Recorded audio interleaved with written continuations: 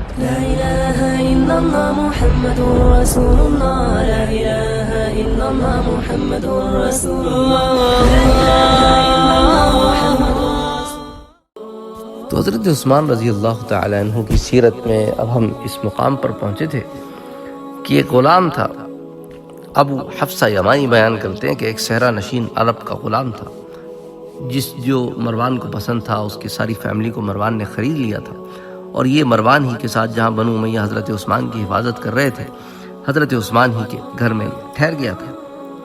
اچھا، یہ وہ وقت تھا کہ جو مصر کے جو باغی تھے انہوں نے جب ان کو پتہ چلا کہ حضرت عثمان رضی اللہ تعالی عنہ نے خطوط لکھے ہیں اور فوجیں آ رہی ہیں، تو ضمن میں انہوں نے فیصلہ کیا، اور یہی وہ بات تھی جو ان لوگوں کو بتائی گئی، جس کی وجہ سے انہوں نے کہا کہ بھئی ابھی ہمیں یہ موقف اختیار کرنا چاہیے کہ حضرت عثمان رضی اللہ تعالی عنہ سے ہر چیز روک دی جائے. تو طلحہ بن عبید اللہ نے یہ خبر دی تھی اس آدمی کو، تو اسی لیے حضرت عثمان رضی اللہ تعالی عنہ نے کہا کہ اسی شخص نے آگ لگائی ہے، کیونکہ اسی شخص نے آ کے یہ بتائی بات کہ اب ایسا ایسا معاملہ ہے، تو بہتر ہے کہ حضرت عثمان رضی اللہ تعالی عنہ کی ہر چیز بند کر دی جائے، تو ان سے کسی کو ملنے نہ دیا جائے اور ہر چیز جو ہے ان کی روک دی جائے.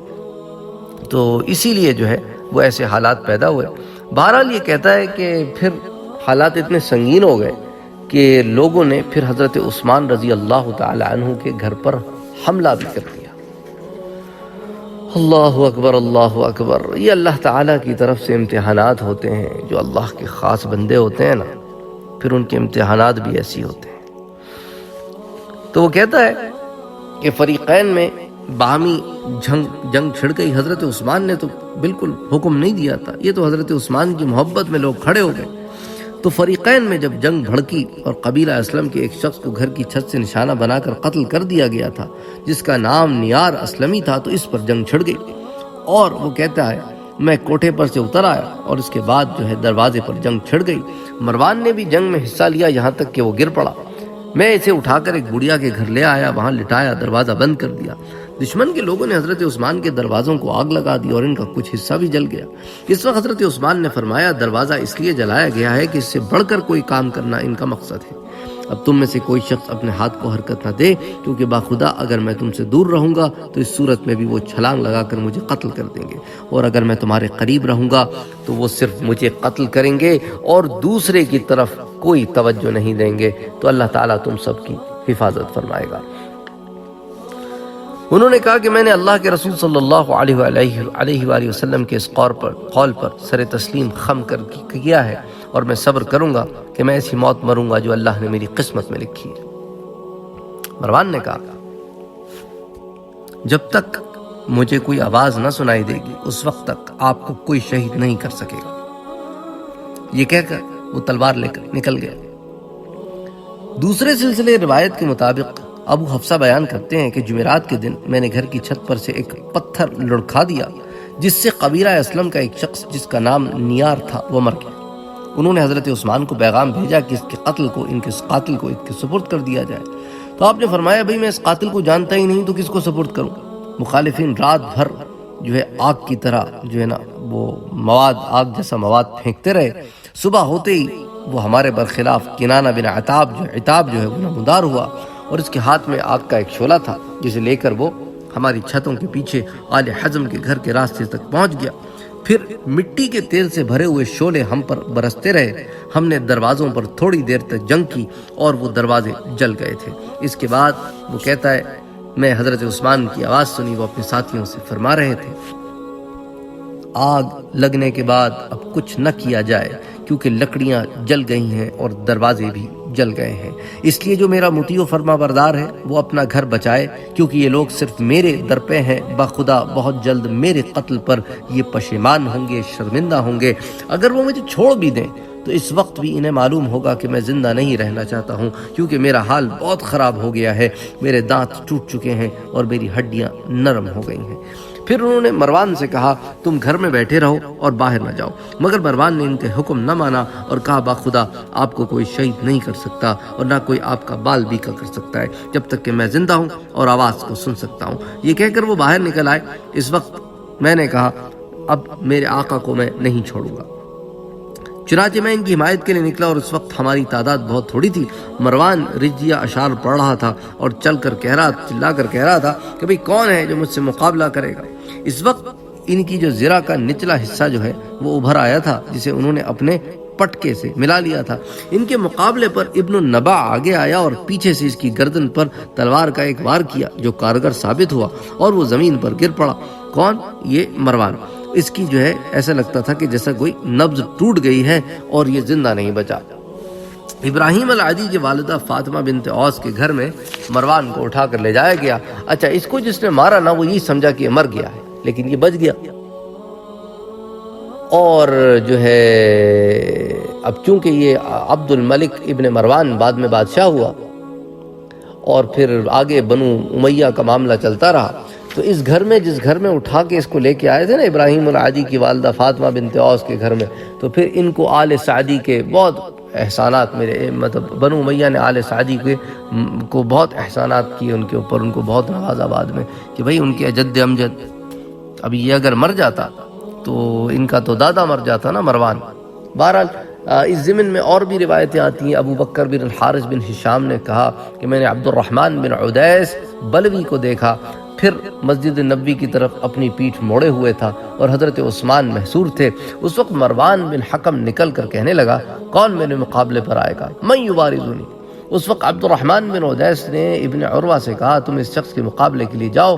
چنانچہ ایک دراز نوجوان مقابلے کے لیے نکلا۔ اس نے ان کی ذرا کی کڑیاں ان کے جو ہے وہ پٹکے میں گھسا دی، ان کی وجہ سے وہ قدم نہ اٹھا سکے اور مروان گر پڑا۔ ابن عروہ نے اس وقت ان کی گردن پر تلوار ماری۔ وہ کہتا ہے یہ واقعہ میرے سامنے ہوا۔ اس وقت عبید بن رفاعہ زرقی مزید حملوں کے لیے بڑھا، مگر ابراہیم بن عدی کی والدہ فاطمہ بنت اوس اس پر جھپٹی اور کہنے لگیں، اگر تم اس کے گوشت سے کھیلنا چاہتے ہو تو یہ بری بات ہے۔ اس پر وہ شخص مزید حملے سے باز آیا۔ اس واقعے کی وجہ سے خلفائے بنو امیہ اس عورت کے بہت احسان مند تھے اور اس کا بہت شکریہ کرتے تھے، بلکہ اس کے بیٹے ابراہیم کو انہوں نے بعد میں حاکم بھی مقرر کیا تھا۔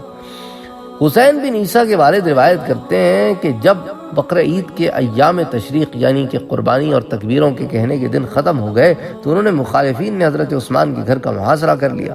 حضرت عثمان اپنے حکم پر قائم رہے، انہوں نے اپنے مخصوص حضرات کو بلا بھیجا اور انہیں اکٹھا کر لیا۔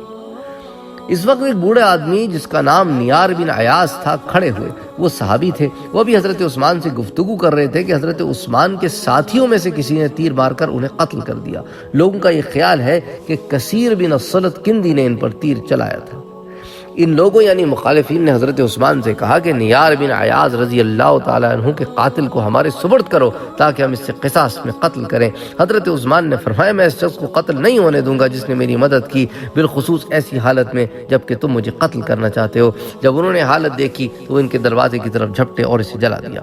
تو ایک روایت میں کچھ یوں الفاظ آتے ہیں، واقعے کی تفصیلات کچھ یوں بیان کی جاتی ہیں۔ اچھا، مروان بن الحکم کچھ لوگوں کو لے کر حضرت عثمان کے گھر سے نکلا۔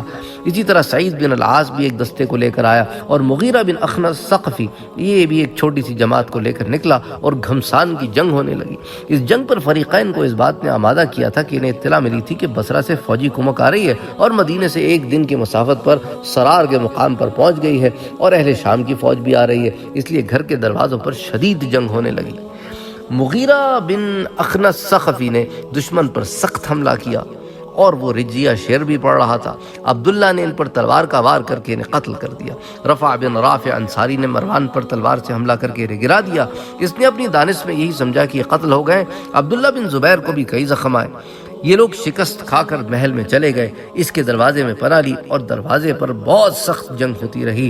دروازے کی جنگ میں زیاد بن نعیم فہری اور حضرت عثمان کے دوسرے ساتھی شہید ہوئے۔ لوگ اس حالت میں بھی جنگ کرتے رہے یہاں تک کہ عمر بن حزم انصاری نے اپنے گھر کا دروازہ کھول دیا جو حضرت عثمان بن عفان کے گھر کے قریب تھا۔ ابو سعید انصاری کے آزاد کردہ غلام ابو سعید روایت کرتے ہیں کہ محاصرے کی حالت میں حضرت عثمان نے ایک دن جھانک کر فرمایا، السلام علیکم۔ سلام کا کسی نے بظاہر جواب نہیں دیا، ممکن ہے کہ اپنے دل میں اس کا جواب دیا ہو۔ پھر آپ نے فرمایا، میں تمہیں خدا کا واسطہ دے کر پوچھتا ہوں، کیا آیا تمہیں معلوم ہے کہ میں نے رومے کا کنواں اپنے مال سے خریدا تھا جس کا پانی شیریں تھا، اس میں ایک عام مسلمان کی طرح میرا حصہ تھا؟ لوگوں نے کہا ہاں۔ پھر آپ نے فرمایا، پھر مجھے اس کے پانی پینے سے کیوں روکا جا رہا ہے یہاں تک کہ میں سمندر کے پانی سے افطار کر رہا ہوں؟ اللہ اکبر، یعنی حضرت عثمان رضی اللہ تعالی عنہ کا کھانا پینا بند کر دیا تھا انہوں نے۔ اس عمر میں 80 سے تجاوز کر گیا ایک آدمی ہے، صحابی رسول ہے، خلافت کا بادشاہ ہے، پورے امت اسلامیہ کا سربراہ ہے، چاہے تو بہت کچھ کر سکتے ہیں لیکن اپنے حق کے لیے صبر کرتے ہیں، اور مدینۃ النبی میں کوئی قتل اور خون ریزی نہیں چاہتے۔ آپ نے اپنی طرف سے کسی بھی قتال کا حکم نہیں دیا تھا۔ بہرحال پھر آپ نے فرمایا کہ میں تمہیں اللہ کا واسطہ دے کر پوچھتا ہوں کہ کیا تمہیں معلوم ہے کہ میں نے اس قدر اراضی خرید کر مسجد نبوی میں توسیع کی؟ لوگوں نے کہا ہاں۔ اس پر آپ نے فرمایا کیا تمہیں معلوم ہے کہ مجھ سے کسی شخص کو اس مسجد نبوی میں نماز پڑھنے سے روکا گیا تھا؟ تو تم نے سنا ہوگا کہ اللہ کے رسول صلی اللہ علیہ وسلم نے اس کی شان میں اس قدر فضیلت بیان کی ہے، اور اللہ تعالیٰ نے بھی اپنی مفصل کتاب میں اس کا تذکرہ کیا تھا۔ اس پر لوگ کہنے لگے امیر المومنین کو چھوڑ دو۔ اس موقع پر اشتر نے کہا یہ تمہارے ساتھ مکر کر رہے ہیں۔ پھر لوگوں نے وہاں حملہ کر دیا جس کا یہ انجام ہوا۔ آپ نے دوبارہ بھی ان سے مخاطب ہو کر واض و نصیحت کی، مگر ان نصیحت کا اس پر کوئی اثر نہیں ہوا، کیونکہ ان لوگوں پر پہلی دفعہ واض و نصیحت کا اثر ہوتا تھا، پھر جب دوبارہ انہیں نصیحت کی جاتی تھی تو وہ بیکار ہو جاتی تھی۔ ایسی حالت میں حضرت عثمان نے دروازہ کھول کر قرآن مجید کا ایک نسخہ اپنے سامنے رکھ لیا۔ اس کی وجہ یہ ہوئی کہ حضرت عثمان نے رات کو یہ خواب دیکھا کہ حضور اکرم صلی اللہ علیہ وآلہ وسلم فرما رہے تھے آپ آج رات ہمارے ساتھ افطار کریں گے۔ المعتمر ابو المعتمر حسن ان کے حوالے سے بیان کرتے ہیں کہ محمد بن ابی بکر حضرت عثمان کے پاس پہنچے اور پھر اس کے بعد ان کی داڑھی پکڑ لی، اور اس کے بعد وہ تمام حالات و کیفیات سنی، جس کا پھر انشاءاللہ تعالی اس ضمن میں میں ذکر کروں گا جو شہادت عثمان کا ایپیسوڈ ہوگا۔ اچھا، پھر وہاں پہ مدینہ میں جو ہے نا بہت خراب حالات بھی ہو گئے تھے، بہت سنگین حالات ہو گئے تھے۔ امدادی فوجوں کی جب اطلاعات آئی، حضرت عثمان کا محاصرہ جو ہے وہ 40 دن رہا، باغیوں کا جو قیام تھا وہ 70 دن رہا۔ جب محاصرے کے 18 دن گزر گئے تو معزز مسافر آئے اور انہوں نے بتایا کہ ابھی مختلف ملکوں کی امدادی فوجیں آ رہی ہیں، شام سے جو ہے وہ حبیب آ رہے ہیں، اور مصر سے معاویہ، اور کوفے سے قعقاع، یہ امدادی فوجوں کو لے کر آ رہے ہیں، اور مجاش ابھی روانہ ہو گئے۔ تو جب انہیں یہ خبریں ملی تو انہوں نے لوگوں کو حضرت عثمان کے پاس آنے سے روک دیا، اور ہر چیز ان کے گھر جانی بند کر دی، یہاں تک کہ پانی بھی بند کر دیا۔ حضرت علی رضی اللہ تعالی عنہ کچھ ضرورت کی چیزیں لے کر آ جاتے تھے۔ یہ لوگ بہانے تلاش کر رہے تھے مگر انہیں جنگ کرنے کا کوئی بہانہ نہ ملتا تھا، اس لیے انہوں نے ان کے گھر پر پتھر پھینکے تاکہ جواب میں ان پر بھی پتھر پھینکے جائیں اور وہ یہ کہہ سکیں کہ بھئی ہمارے ساتھ جنگ کی گئی تھی۔ یہ واقعہ رات کے وقت ہوا تھا، اس لیے حضرت عثمان نے پکار کر ان سے فرمایا کیا تم لوگ اللہ سے ڈرتے نہیں ہو؟ کیا تمہیں نہیں معلوم کہ گھر میں میرے علاوہ اور کوئی نہیں ہے؟ یہ لوگ بولے نہیں بخدا ہم نے آپ پر پتھر نہیں پھینکے تھے۔ اس پر آپ نے فرمایا پھر کس نے ہم پر پتھر پھینکے تھے؟ انہوں نے کہا اللہ نے۔ حضرت عثمان نے فرمایا تم جھوٹ بولتے ہو، اگر اللہ ہم پر پتھر پھینکتا تو اس کا نشانہ ہم پر خطا نہ جاتا، مگر تمہارا نشانہ خطا گیا، لیکن تمہارا نشانہ جو ہے وہ خطا گیا۔ حضرت عثمان آل حزم کی طرف جو ان کے پڑوسی تھے متوجہ ہوئے اور عمر کے فرزند کو حضرت علی رضی اللہ تعالی عنہ کی طرف اس پیغام کے ساتھ بھیجا ان لوگوں نے ہم پر پانی بھی بند کر دیا، اگر تمہارے لیے ممکن ہو تو تھوڑا پانی بھیج دو۔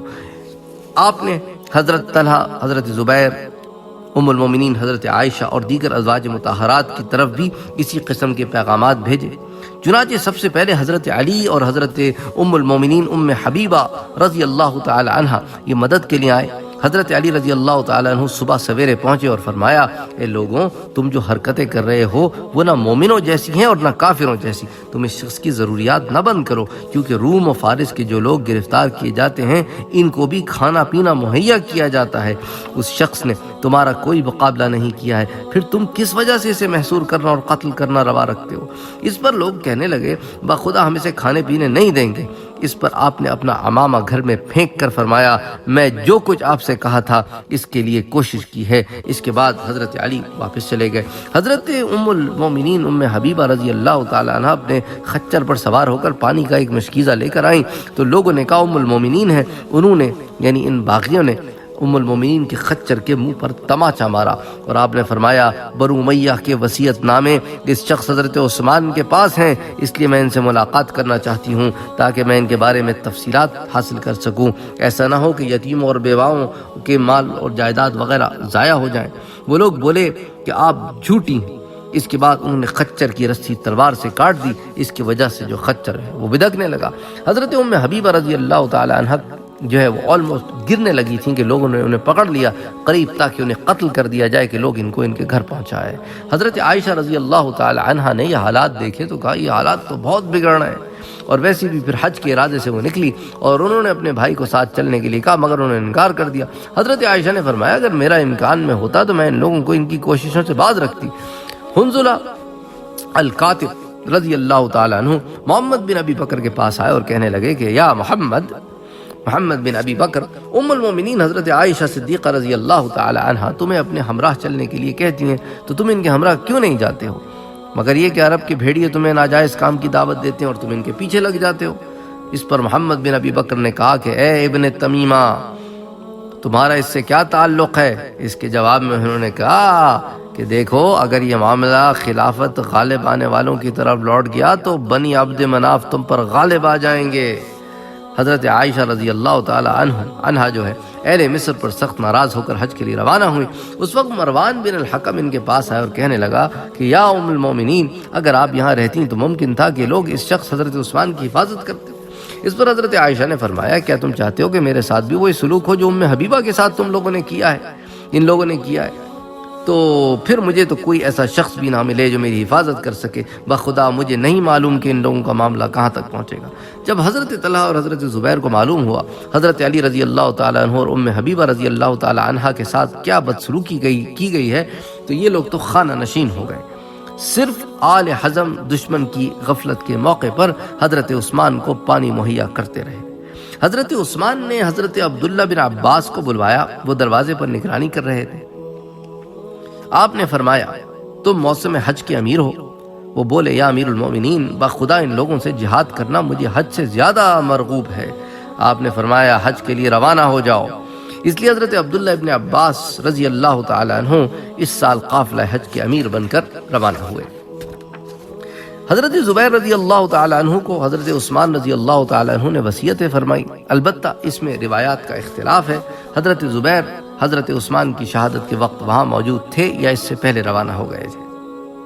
اس کے بعد حضرت عثمان نے لوگوں کو مخاطب کر کے قرآن کریم کی آیت تلاوت فرمائی کہ یا قومی لا یجرمنکم شقاقی ان یصیبکم مثل ما اصاب قوم نوح او قوم ہود او قوم صالح، کہ اے میری قوم ایسا نہ ہو کہ میری مخالفت کی وجہ سے تم پر بھی وہ عذاب آئے جو قوم نوح یا ہود یا صالح علیہ السلام کی قوم پر نازل ہوا تھا۔ پھر آپ نے فرمایا اے اللہ تو ان گروہوں کی امیدوں کے درمیان حائل ہو جا جیسا کہ ان سے پہلے کی جماعتوں کے ساتھ کیا گیا تھا۔ عمر بن محمد روایت کرتے ہیں کہ لیلہ بنت عمیس نے محمد بن ابی بکر اور محمد بن جعفر کو بلایا اور کہا چراغ خود فنا ہو جاتا ہے اور لوگوں کو روشنی پہنچاتا ہے، اس لیے جو کام کر رہے ہو اس شخص کے مجرم نہ بنو جو تمہارے ساتھ بدسلوکی نہیں کرتا ہے، کیونکہ تم آج جو کر رہے ہو کل دوسرے اسی سے فائدہ اٹھائیں گے، اس لیے تم اس بات سے ڈرو کہ تمہارا آج کا کام ہمیشہ کے لیے حسرت بن کر نہ رہ جائے۔ یہ بات سن کر وہ دونوں اپنے رویے پر اڑے رہے اور ناراض ہو کر نکل گئے، اور وہ یہ کہہ رہے تھے کہ عثمان رضی اللہ تعالیٰ عنہ نے جو ہمارے ساتھ کیا ہے اسے ہم نہیں بھول سکتے۔ وہ بولیں عثمان نے تمہارے ساتھ کیا کیا ہے؟ سیف کی روایت ہے کہ وہ لوگ جو حج کے لیے آئے تھے اہل مصر کو یہ پتہ چلا کہ تمام شہر والے ان سے نفرت کرتے ہیں، لہذا شیطان نے ان کو ورغلایا تو انہوں نے یہ کہا کہ ہم اس مصیبت میں جس میں پھنس گئے ہیں اسی وقت نکل سکتے ہیں جب ہم حضرت عثمان کا قتل کر دیں۔ تو اب یہ حالات جو ہے وہ سنگین سے سنگین ہوتے رہے اور یہ معاملہ جو ہے وہ وہیں ختم ہوا جہاں حضرت عثمان رضی اللہ تعالی عنہ کو جب انہوں نے شہید کر دیا۔ تو اس کی جو تمام تفصیلات ہیں پھر انشاءاللہ تعالی پھر ہم اس کو دیکھیں گے جب حضرت عثمان رضی اللہ تعالی عنہ کے شہادت کے واقعے کو ڈسکس کریں گے۔ تو اسی لیے جو ہے وہ حضرت عثمان رضی اللہ تعالی عنہ کے گھر کے دروازے پر جنگ ہوئی اور بڑی زبردست جنگ ہوئی۔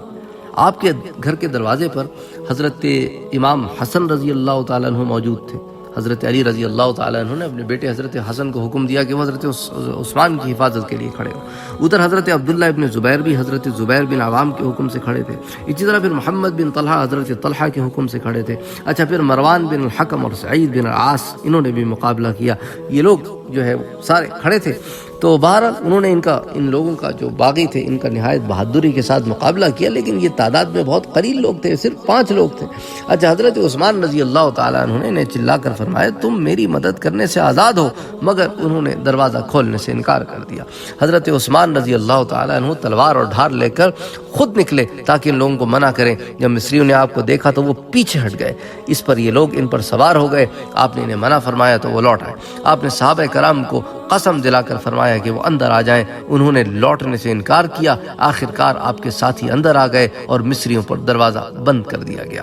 مغیرہ بن اخنس بن شریق ان لوگوں میں سے تھے جو حج کر کے جلدی واپس آ گئے تھے اور حضرت عثمان کی شہادت سے بیشتر وہاں پہنچ گئے تھے. وہ اس جنگ میں شریک ہوئے تھے اور گھر کے اندر آنے والوں میں شامل تھے اور دروازے کے قریب اندر بیٹھ گئے تھے. وہ فرماتے تھے اگر ہم نے آپ کو چھوڑ دیا تو ہم اللہ کو کیا منہ دکھائیں گے جبکہ ہم مرتے دم تک ان کا مقابلہ کر سکتے ہوں. حضرت عثمان رضی اللہ تعالی عنہ ان دنوں قرآن کریم کی تلاوت کا ورد جاری رکھا ہوا تھا. آپ جب نماز پڑھتے تھے تو آپ کے قریب قرآن مجید کا نسخہ رکھا ہوتا تھا. جب آپ تھک جاتے تو آپ بیٹھ کر قرآن کریم کا ناظرہ پڑھتے تھے. یہ صحابہ کرام قرآن کریم کی تلاوت کرنے کو بھی عبادت ہی سمجھتے تھے. جب مصریوں نے دیکھا کہ نہ تو کوئی دروازے پر ان کا مقابلہ کر رہا ہے اور نہ وہ اندر جا سکتے ہیں تو وہ آگ لے کر آئے اور پھر انہوں نے دروازوں پر اور چھتوں پر آگ لگانی شروع کر دی. جب لکڑیاں جل چکی تو چھت جو ہے وہ دروازے پہ گر گئی.